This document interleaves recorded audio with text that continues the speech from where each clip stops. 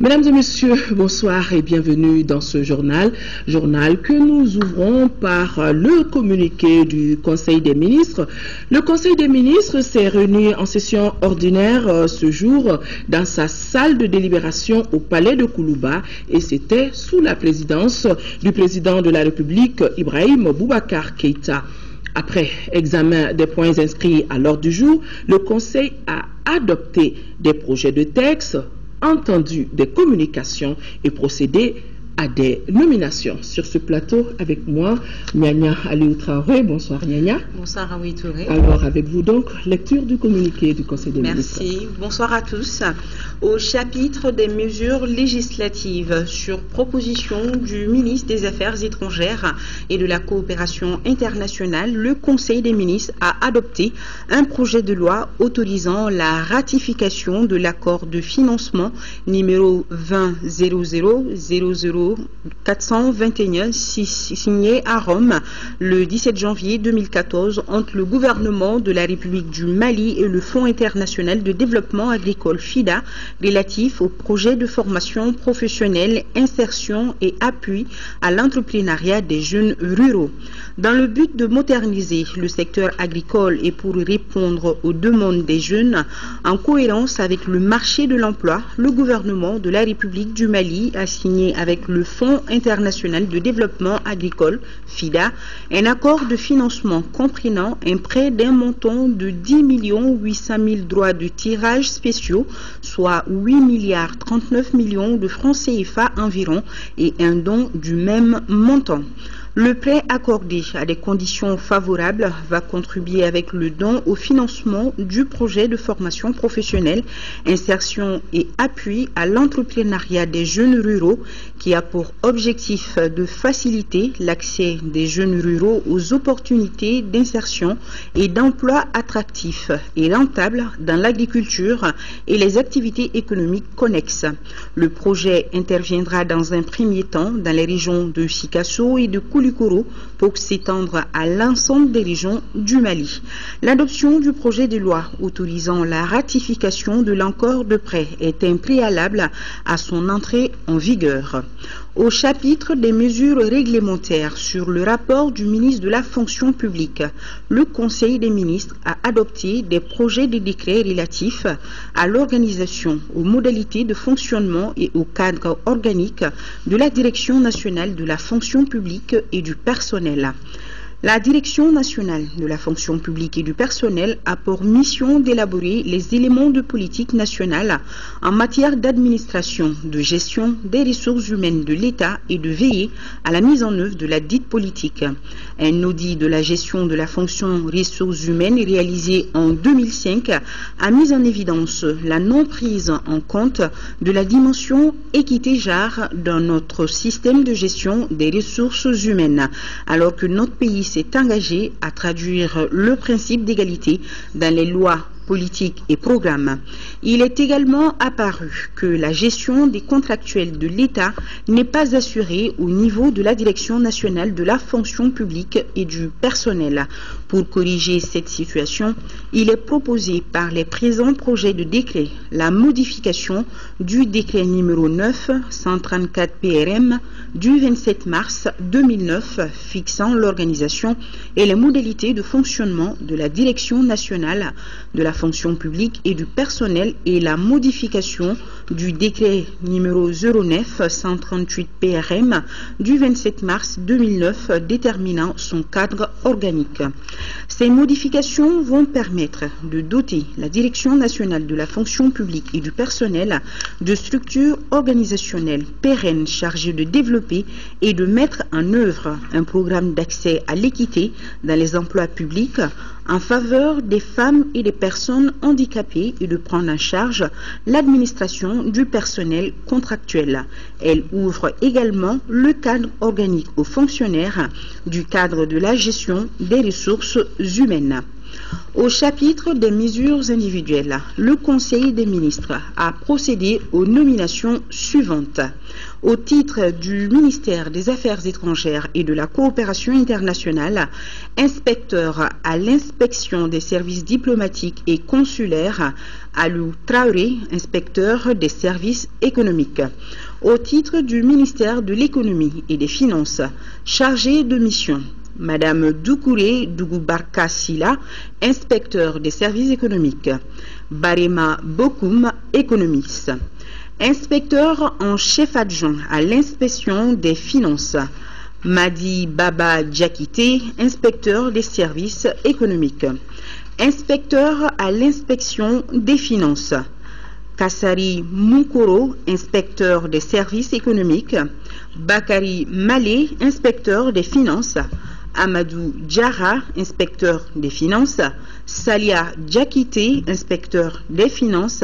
Ladji Samake, inspecteur des services économiques. Seydou Mamadou Maïga, inspecteur des services économiques. Abdoul Aïdara, inspecteur des finances. Atayer Oussouba Diko, inspecteur des finances. Soungalo Kone, administrateur civil. Directeur des finances et du matériel, Souleiba, inspecteur des finances. Au chapitre des communications, au titre du ministère des Affaires étrangères et de la coopération internationale, le Conseil des ministres a examiné une communication relative aux conclusions des travaux de la 68e session ordinaire de l'Assemblée générale des Nations unies tenue du 17 septembre au 17 décembre 2013 à New York. La 68e session de l'Assemblée générale des Nations unies a enregistré la participation du président de la République à la tête d'une importante délégation. Elle s'est penchée sur diverses questions relatives à la paix et à la sécurité internationale, au désarmement, au développement socio-économique et culturel, à l'environnement et à la situation sécuritaire au Sahel. Elle a marqué le retour de notre pays sur la scène internationale, traduit par la participation remarquée du président de la République au débat général et à la réunion de haut niveau sur la stratégie intégrée des Nations unies pour le Sahel. À l'issue des travaux, l'Assemblée générale des Nations unies a adopté d'importantes résolutions et décisions relatives notamment à l'assistance aux États pour l'arrêt de la circulation illicite et à la collecte des armes légères et de petit calibre, à la deuxième décennie des Nations unies pour l'élimination de la pauvreté et au financement de la mission multidimensionnelle intégrée des Nations unies pour la stabilisation au Mali, MINUSMA.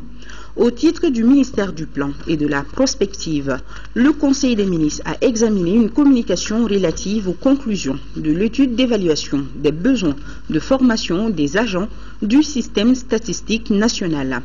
Le système statistique national est l'ensemble des moyens institutionnels, humains et financiers mis en œuvre pour la production, la diffusion et l'utilisation des statistiques comme outil d'aide à la décision.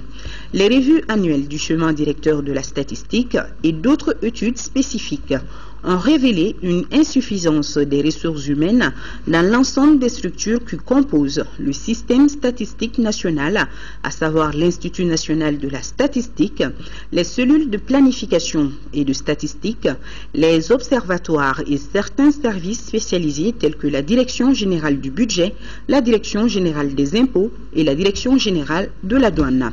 Depuis une vingtaine d'années, seulement 23 cadres supérieurs en statistique ont été formés. Les statisticiens sortis d'une école de statistique ne représentent que 15% de l'effectif du système statistique. Des non-statisticiens de formation sont recrutés dans les emplois de statisticiens.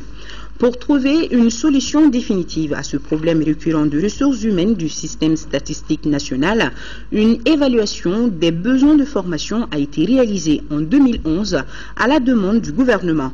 Sur la base de diagnostic des besoins de formation en statistique, le rapport propose un plan d'action ainsi qu'une stratégie d'exécution en s'inspirant d'autres pays de la sous-région. Il recommande la création d'un centre de formation et de perfectionnement dans lequel sera ouverte une filière de formation de techniciens supérieurs en statistique et qui va assurer également la formation continue du personnel du système statistique national et la mise à niveau des candidats maliens aux différents concours d'accès aux écoles de statistique à vocation régionale.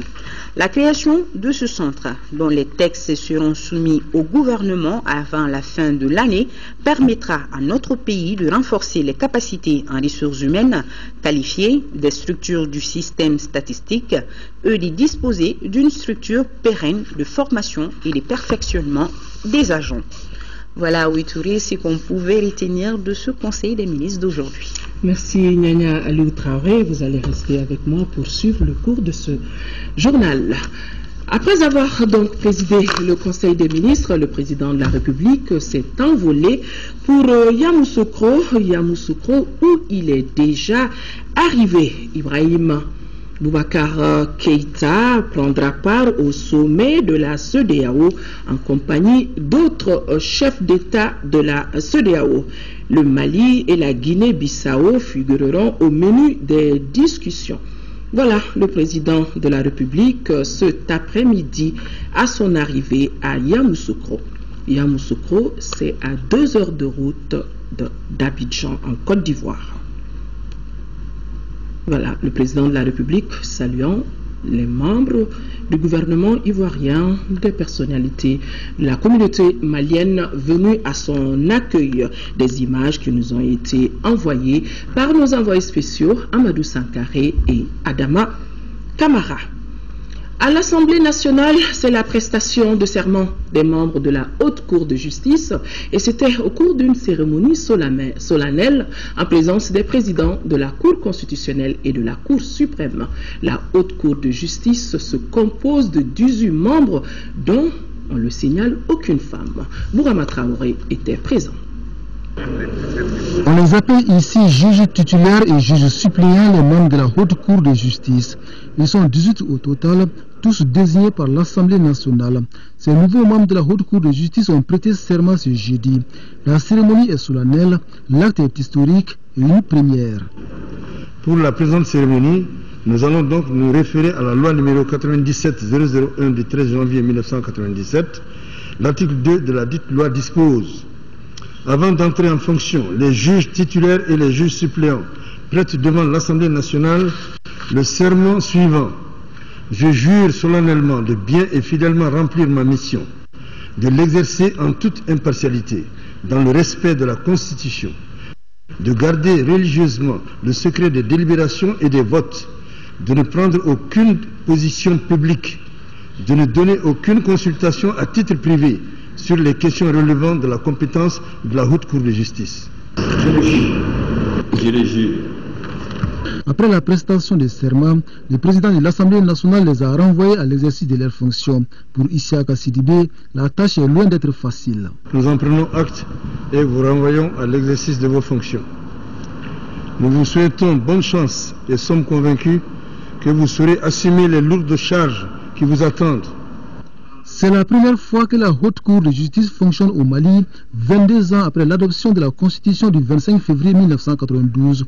Pourtant, la loi fondamentale prévoit la création de cette juridiction qui a une mission précise. Il s'agit de la Cour qui est chargée de juger le président de la République pour haute trahison et les ministres pour crimes commis dans l'exercice de leurs fonctions. Elle est composée de 9 membres titulaires et de 9 suppléants. Elle est assistée par des magistrats, des hauts magistrats de la Cour suprême. L'instruction est faite par la Cour suprême, par les magistrats que la Cour suprême va désigner. Et le jugement est fait par les membres, les juges de la Haute Cour que vous venez de voir tout à l'heure. Après la cérémonie de prestation des nouveaux membres de la Haute Cour de justice, les députés ont procédé au vote d'un certain nombre de projets de loi intéressant la vie de la nation.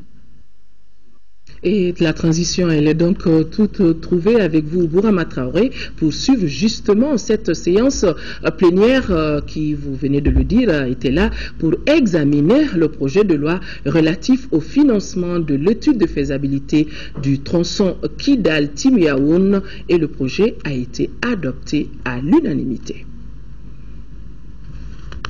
Les députés adoptent à 128 voix le projet de loi relatif au financement de l'étude de faisabilité du tronçon Kidal-Timiaoun à la frontière algérienne. Faisant partie de la transaérienne, le tronçon est long de 365 km. La mise en œuvre du projet permettra notamment de promouvoir les échanges économiques et commerciaux entre le Mali et l'Algérie. La relation de cette route, Kidal-Timiaoun vers la frontière algérienne, permettra un désenclavement intérieur et extérieur du pays. Elle permettra d'établir une liaison bitumée entre les localités de Bourem, Kidal, Abeybara et Timaoun. Permettre le désenclavement de la zone nord-est du pays. Ça permettra aussi de réduire le coût élevé des transports. Et puis encourager le flux des échanges et des investissements et promouvoir l'intégration entre le Mali et l'Algérie. Et de mettre surtout en valeur l'exploitation et le transport des ressources minières et touristiques tellement importantes dans la zone. L'étude de faisabilité du tronçon Kidal-Timiaoun est financée à près d'1 milliard de francs CFA, un prêt mis à la disposition du par la Banque islamique de développement BID. Cette étude doit durer 6 mois selon le ministre de l'Équipement et des Transports. Le général Abdoulaye Koumaré assure de la prise en compte de l'aspect sécuritaire dans la réalisation du projet. Dans le coût estimatif, il est dit quelque part que les aspects sécuritaires et les aléas, les impondérables sont pris en compte. Avec le ministère de la Défense et les anciens combattants, nous travaillons en synergie et en parfaite symbiose pour pouvoir asseoir le dispositif sécuritaire qui sied pour de tels travaux. Pour l'opposition, le rapport de la Commission des Transports ne prend pas en compte l'aspect environnemental et social, pourtant essentiel pour la réussite du projet, une suffisance qu'il faut donc corriger. Et plus que jamais, il faut que cette étude soit faite et menée à temps. Si elle n'est pas menée, l'étude à laquelle on va aboutir ne permettra certainement pas de faire les travaux. On parle dans le rapport de la Commission de prendre en compte l'aspect communautaire, mais quel bureau d'ingénieur conseil va prendre en compte cet aspect s'il n'est pas chiffré? Il faudrait que ça soit chiffré.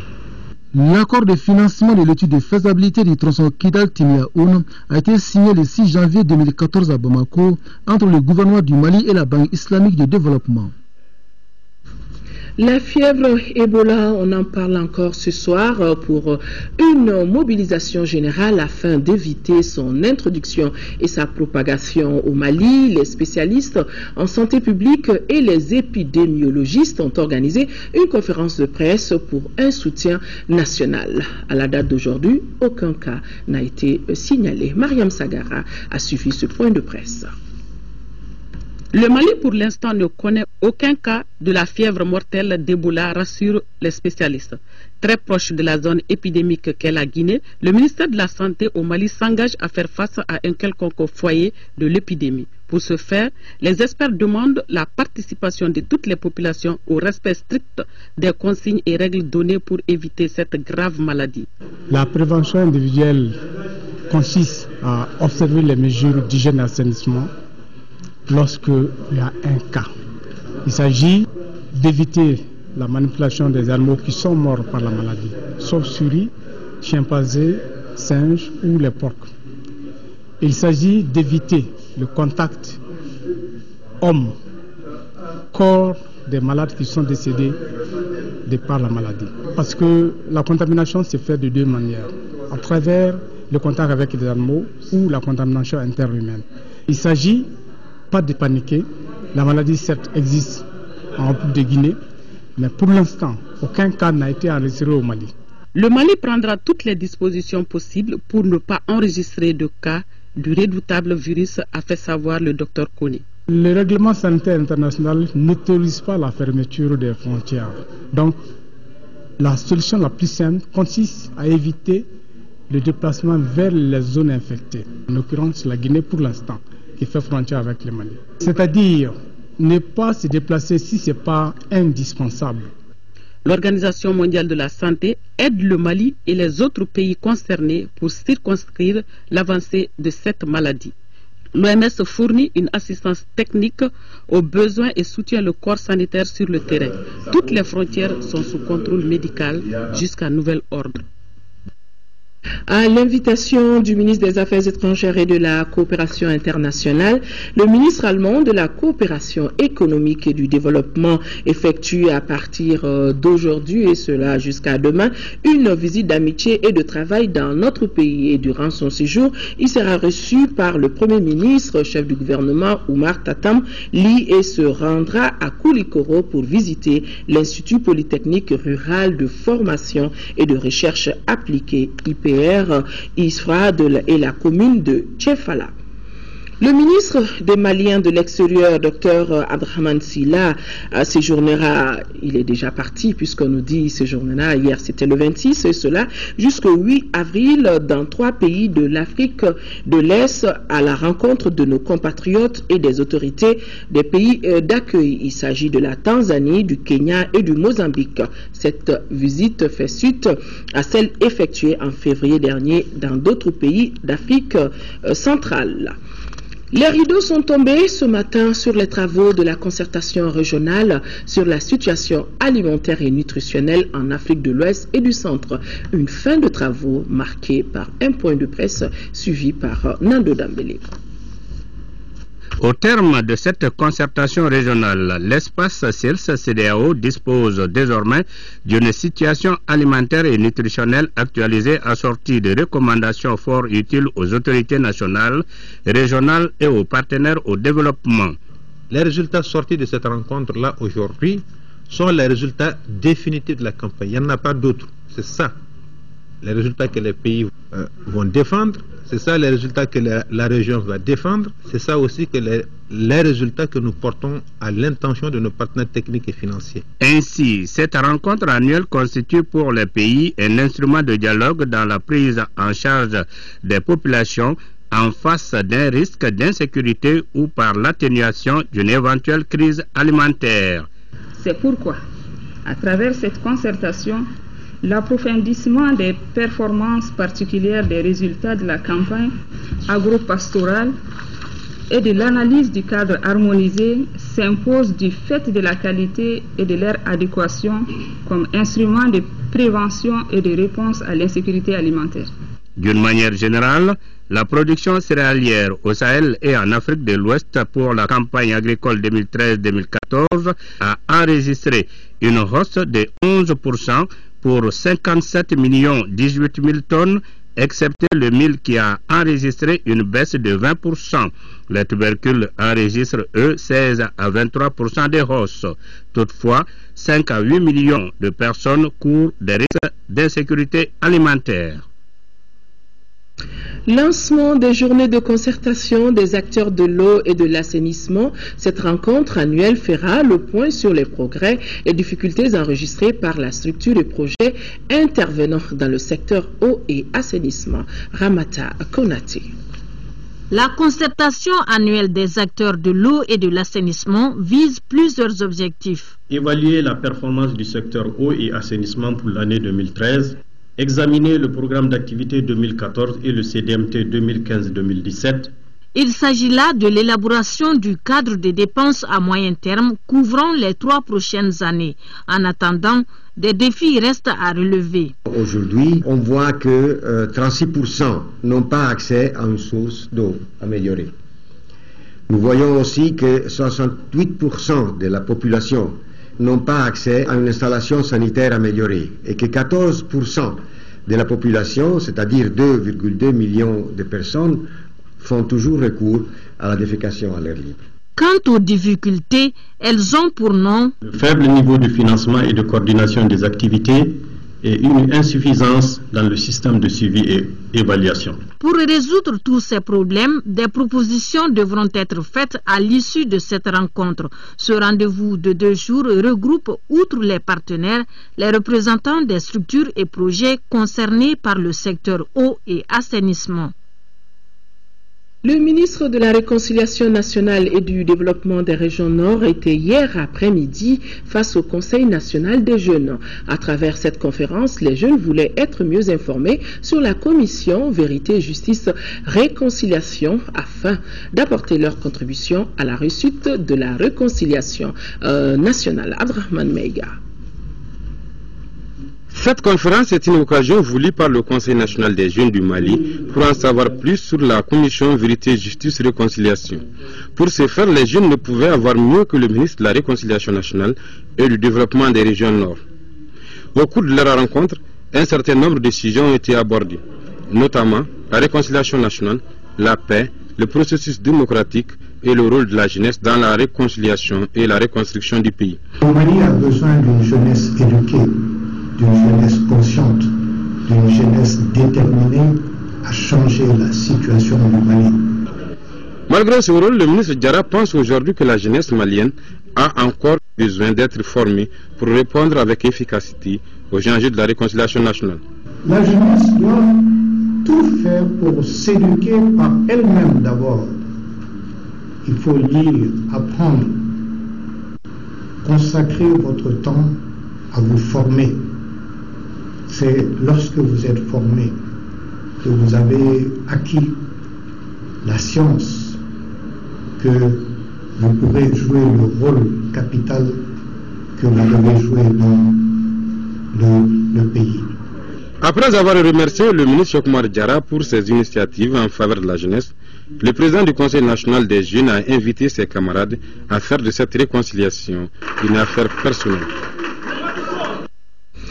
Une ligne verte désormais ouverte aux victimes de violences basées sur le genre. La ligne connectée à la police, le 80 0011 32, aidera à une meilleure prise en charge de la question. Le projet est initié par la Direction nationale de la police en collaboration avec ONU Femmes et l'ambassade des Pays-Bas dans notre pays. Rachel Tessougué, compte rendu.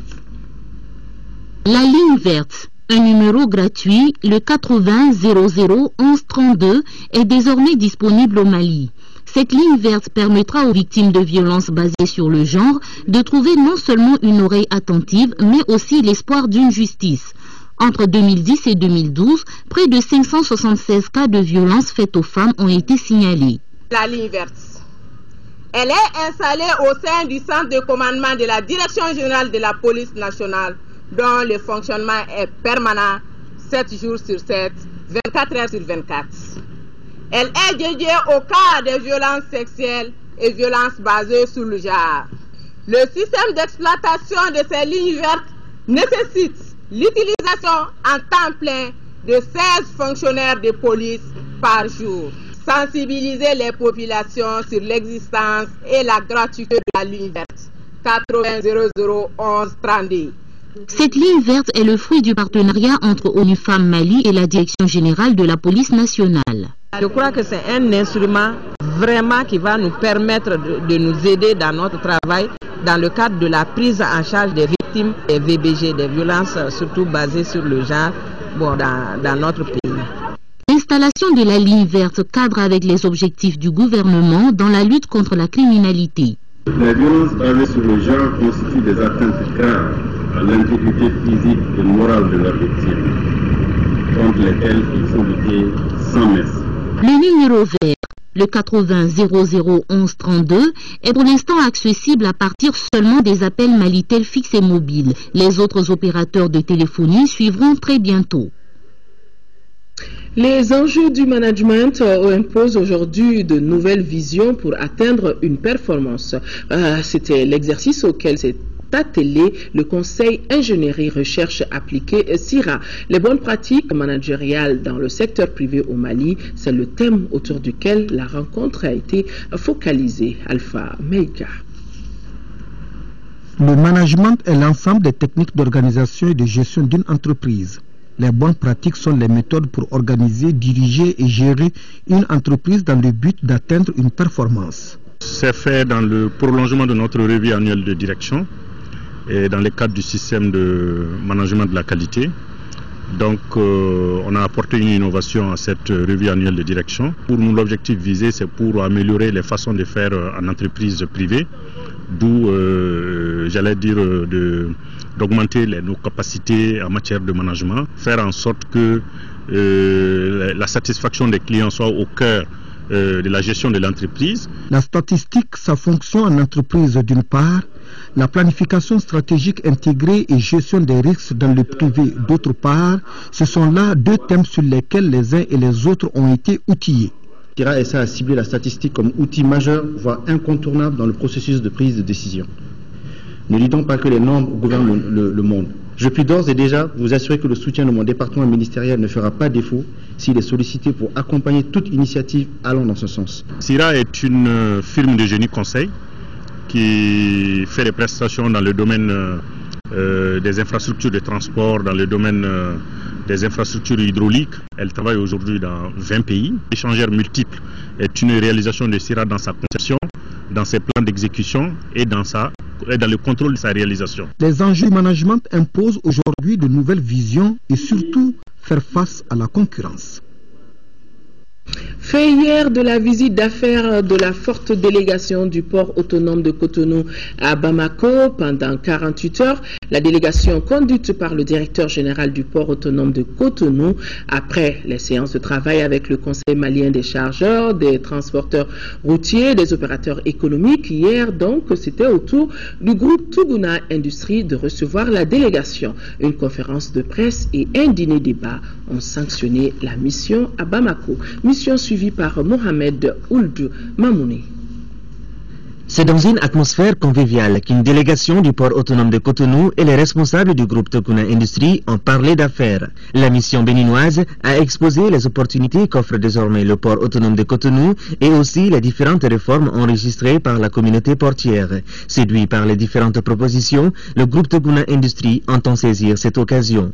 Nous avons définitivement l'ambition de développer nos opérations par Cotonou.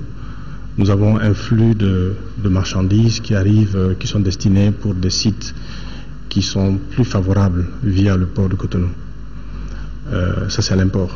Pour ce qui concerne l'export, nous sommes en phase de finalisation de l'étude pour l'export du phosphate de Tilemsi et le port le plus proche de la région d'exploitation de la mine de phosphate, c'est le port de Cotonou. Après la séance de travail, la délégation béninoise a eu droit à une visite des installations du groupe Tuguna Industrie. Un agenda chargé pour la mission, quelques heures plus tard, elle a rencontré les hommes des médias pour faire le point de sa visite au Mali. Nous avons rencontré les opérateurs économiques maliens sur des discussions vraiment que j'estime très très positives. Essentiellement, nous avons déjà parlé, et j'ai dit et redit à chacun d'eux l'importance des réformes qui ont été engagées au port de Cotonou et les résultats obtenus de ces réformes-là, de la mise en œuvre de ces réformes. Juste après la conférence de presse, un dîner-débat a mis fin à la mission du port autonome de Cotonou à Bamako. Quel engagement syndical pour une école plus performante? C'est le thème du 5e congrès ordinaire de la Fédération de l'éducation qui a ouvert ses travaux. C'était ce matin à la Maison de la Presse. Daouda Sidiki Diarra. La tenue des instances est un grand moment décisif dans la vie d'une organisation. Avec 2 mois de retard, le Bureau fédéral de l'éducation nationale a organisé son 5e congrès ordinaire, ce qui prouve son attachement au respect des textes statutaires et le dynamisme de la fédération. Ce mandat qui s'achève n'a pas été facile. Les résultats attendus n'ont pas été tous atteints. Mais grâce à la détermination des uns et des autres, nous avons obtenu quelques satisfactions. Le processus de transformation des écoles communautaires en écoles publiques est en cours et le gouvernement promet d'intégrer leurs enseignants dans la fonction publique des collectivités. On constate de plus en plus le respect des textes dans la création et l'ouverture des écoles privées.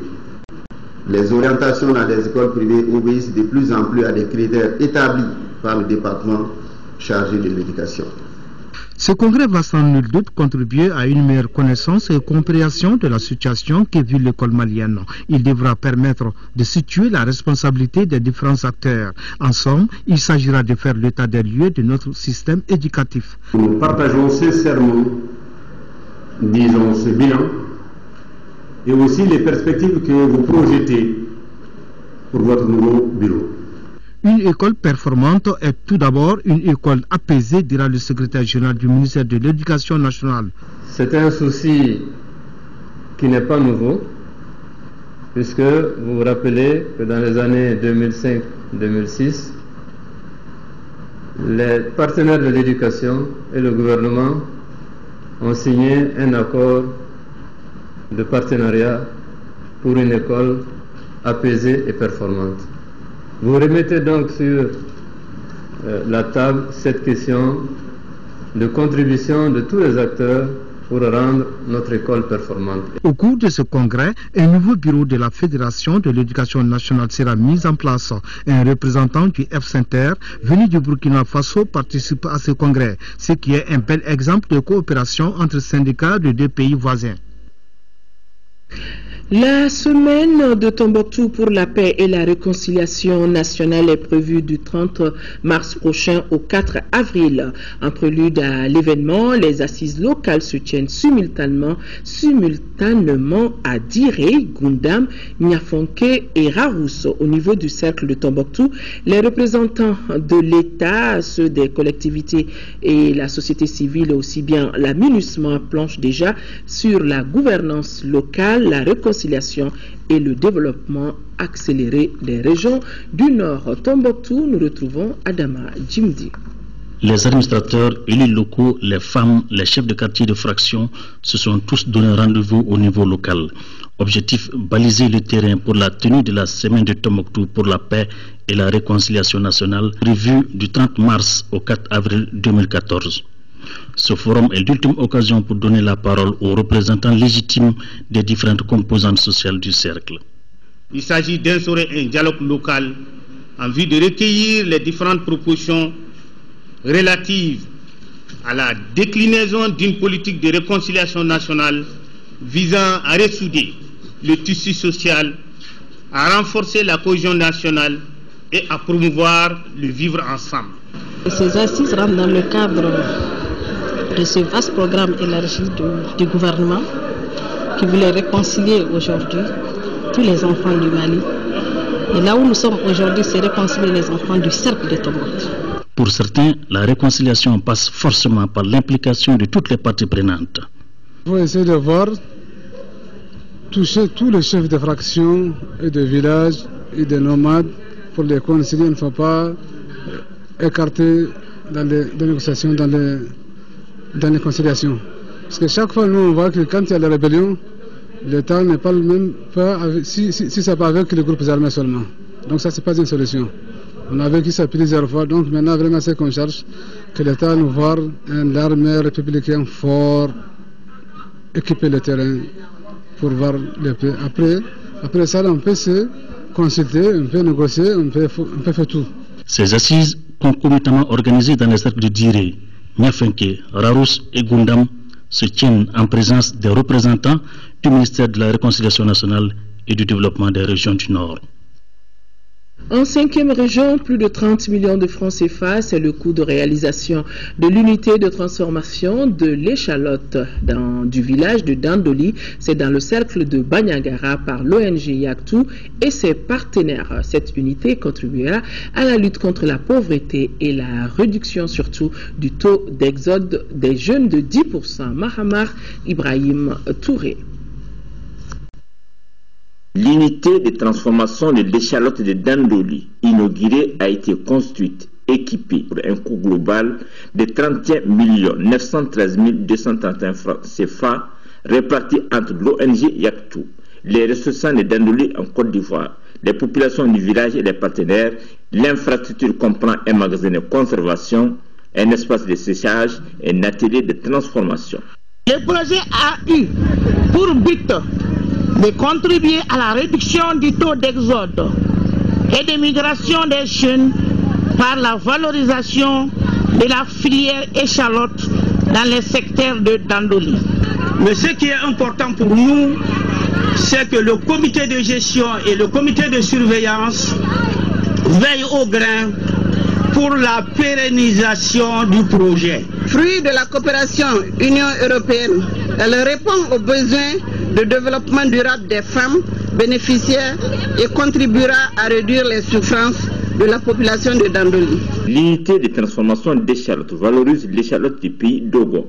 Elle renforce un mal important de la filière échalote, la commercialisation, la création d'emplois saisonniers au niveau local pour les jeunes et régénère des activités génératrices de revenus pour les femmes. L'ouverture de cette unité de transformation est une preuve supplémentaire de l'engagement des acteurs de développement comme Yatou et ses partenaires pour assurer aux populations en général un bien-être social. Les sketchs, l'importance de l'unité, les troupes d'animation de Sinkerman et les masques de Kokoro ont agrémenté la cérémonie qui a donné le premier coup de démarrage de la production et la visite des locaux. Après 2 ans de crise politico-sécuritaire, l'école militaire interam Lemia de Koulikoro vient de reprendre sa traditionnelle sortie communément appelée bivouac. Ce bivouac, cet exercice a combiné des exercices de combat, de tir et de franchissement d'obstacles. Ces exercices ont donc sanctionné cette sortie de promotion. Le film de ce bivouac est avec Seydou Traoré. Dans la marche vers la formation des officiers professionnels aguerris et compétents pour la commande des troupes, l'école militaire interarmes EMIA concilie bien la théorie et la pratique dans le cadre des directives de l'instruction. En effet, le premier trimestre de l'année de cette école vient d'être sanctionné par un bivouac. C'est pour le centre de séjour particulièrement pour l'école militaire interarmes théoriquement pendant quelques mois. Ça nous a permis de mesurer les écarts entre les objectifs qu'on s'était fixés et les objectifs que nous avons atteints au cours de ce trimestre. Ça a permis également aux élèves de se mesurer, de se connaître soi-même par rapport à la résistance sur le terrain. Pour ce premier bivouac de l'année en cours, ils étaient 138 élèves officiers de la première, deuxième et troisième année EMIA, encadrés par 7 instructeurs à prendre part aux 7 jours d'exercice à Tchantiambougou, localité située à une vingtaine de kilomètres de Koulikoro. Ici, les élèves officiers à troisième année se sont axés sur le combat, à savoir la reconnaissance d'une résistance isolée. Devant moi, dans la direction du canot de mon arme. La mission de reconnaissance, après débordement du village, monte à l'assaut et neutralise l'ennemi. J'ai trouvé le bivouac intéressant. Ça nous a appris à vivre en campagne. Aussi, nous avons eu à pratiquer beaucoup de choses qu'on a appris à l'école. Ça nous a été profitable. Déjà, on constate que réellement, c'est pas facile. C'est pas facile, il faut beaucoup de courage, il faut beaucoup s'appliquer sur le terrain pour pouvoir mener à bien les missions qui nous seront confiées. L'accent a été mis surtout sur la tactique, la topographie, l'organisation du terrain, le tir avec la mitrailleuse 14e Bitu, le LRAC, lance-roquettes, petit char, ensuite le lancer de grenades. Les élèves officiers ont effectué des séances de tir, une opération de franchissement et se sont exercés sur la réalisation d'un abattis.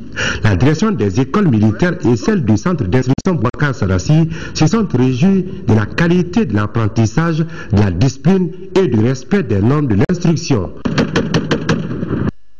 Parlons de l'ouverture hier au stade du 26 mars de la 2e édition du camp biblique des femmes chrétiennes de l'église évangélique du district de Bamako, avec pour thème le rôle de la femme dans la reconstruction, la consolidation de la paix et l'unité nationale. Fademba Keita.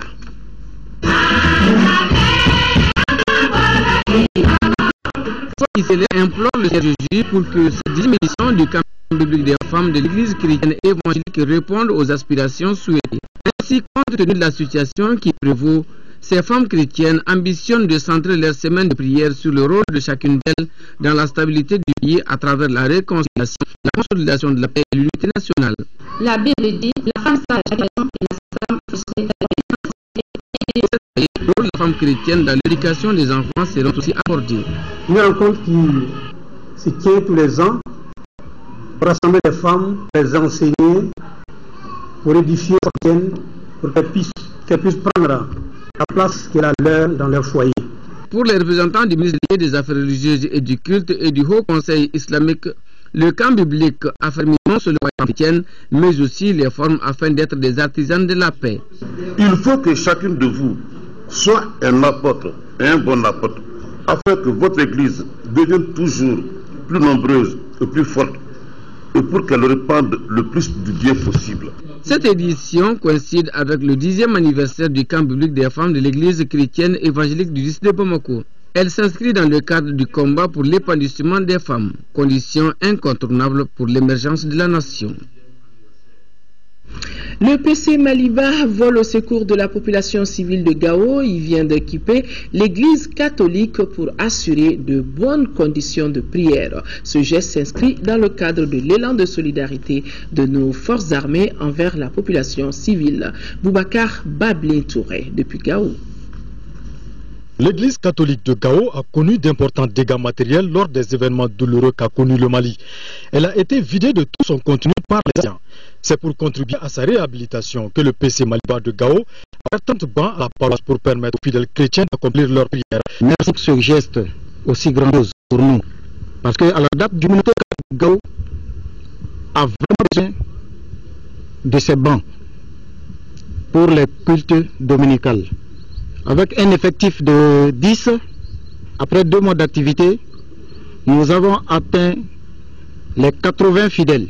Et si aujourd'hui, nos sauveurs, les forces armées, nous offrent ces bancs, nous ne pouvons que les remercier. Les forces armées de sécurité du Mali sont une force multiethnique et multiconfessionnelle. Donc, au sein des forces armées de sécurité, nous avons des musulmans, nous avons des chrétiens, nous avons des païens, nous avons des athées. Donc, nous appartenons à toutes les confessions religieuses. Nous, en tant que citoyens maliens, en tant que fils de ce pays, notre devoir, c'était d'aider, de faire un geste à l'endroit de cette communauté catholique pour qu'elle puisse, dans les meilleures conditions, exercer ces différentes, comme il a dit, cultes dominicales. Avant les événements, l'église catholique de Gao était fréquentée par plus de 300 fidèles.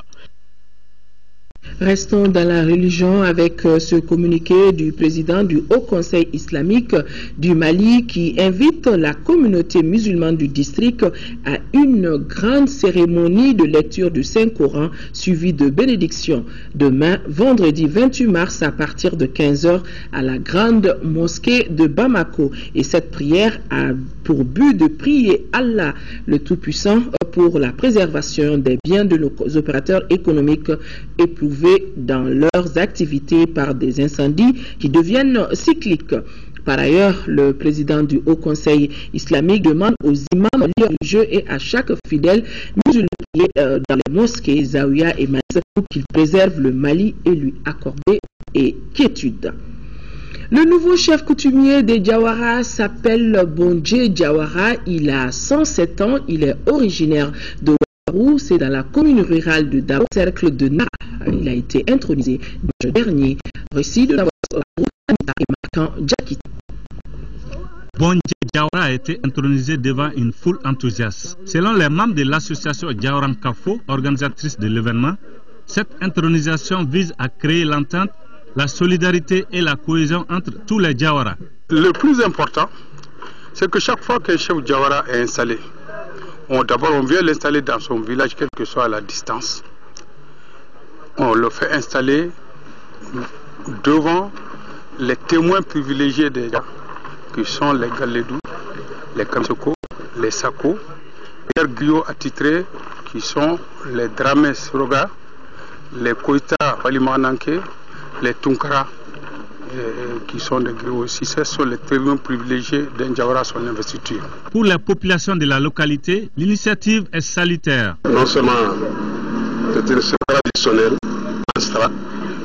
qui unit tous les Diawara de toute la République du Mali. Chaque chef engagé est autorisé dans son village natal d'Ewatakar.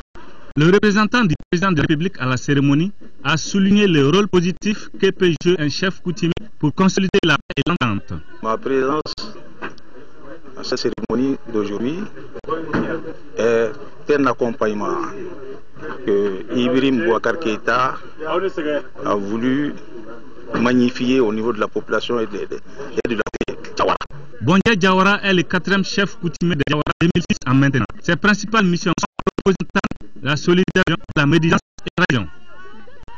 Puisque nous sommes avec les Diawara, restons donc avec les Diawara pour vous présenter cette nouvelle publication disponible dans vos kiosques, les Diawara de Gaussou Diawara. Ce livre est un appel à la paix, à l'amour de la patrie et à la solidarité pour bâtir comme nos aïeux une nation solide. Les Diawara est un livre mémoire que l'auteur dédie aux élèves et étudiants pour renforcer leur savoir du passé. Mois de mars, c'est la période des congés de Pâques, l'occasion toute trouvée pour les enfants de la jeu favori. Certains sont initiatiques, éducatifs, d'autres simplement divertissants. C'est ainsi qu'on voit les garçons jouant à la bille ou à la chasse au margouya. Les filles, elles sont partagées la vie ou les jeux. Nyanya Aliou Traoré, avec le concours de l'OM Sikasso, nous entraîne dans l'univers de leur pastime. Nous sommes à Médine. Il est 14 h. Un groupe d'enfants est en pleine agitation. Les yeux rivés vers le sol, ils sont tous occupés par un jeu de billes. À tour de rôle, chacun jette sa bille vers la même direction. Le plus adroit touche la bille de son camarade et crie victoire, alors que la partie n'est pas encore terminée. Pour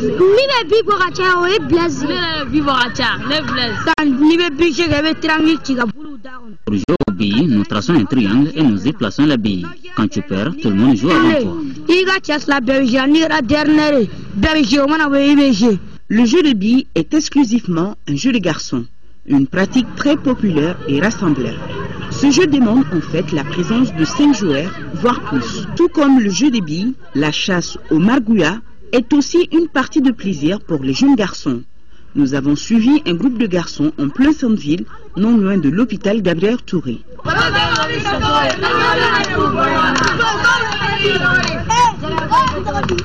Dans le groupe, le chef des tireurs se fait respecter pour sa belle prise. Nous l'appelons Tégué parce qu'il est le meilleur. Il peut tuer plus de 20 margouillas. Derrière un mur familial, tout est réuni pour faire du bon tchèb de margouillat. Nous en faisons soit du riz au gras ou à défaut nous les grillons. Un coup d'œil du côté des filles. Si certaines chantent à la gloire des apprentis chasseurs,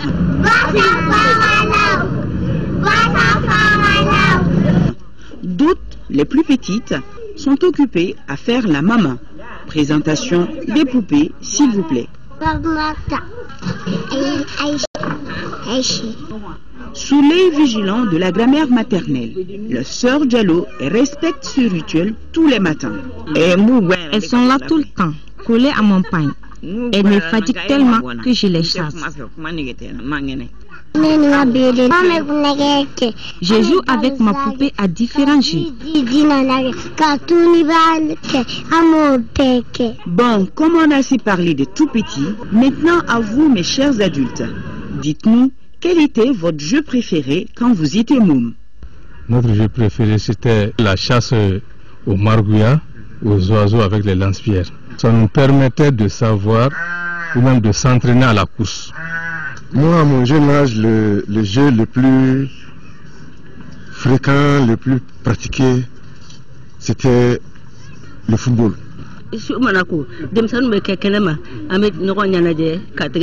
À notre jeune âge, on chantait et dansait au clair de lune.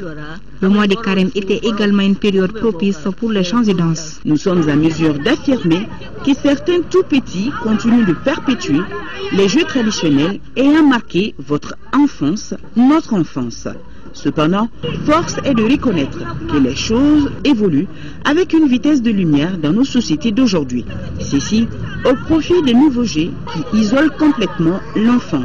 Je voudrais parler des jeux vidéo. Voilà que Nyanya Aliou Traoré, son inspiration, nous plonge dans notre enfance qui n'a pas joué à la bille, fait la chasse au margouillat et habillé sa petite poupée. En tout cas, ils sont nombreux à avoir dégusté la viande du margouillat ou communément appelée Bassa Sogo. À l'occasion de la commémoration du 26 mars, hier, la section 5 du Conseil national de la jeunesse du Mali a organisé un spectacle au terrain municipal de la dite commune. À travers cette initiative, la section 5 du CNJ rend hommage à cette journée qui constitue une étape importante dans l'histoire politique de notre pays. Voici le compte-rendu de Aldjouma Tina. C'est à travers un grand show en son et lumière que la section commune 5 du Conseil national de la jeunesse du Mali a commémoré le 26 mars.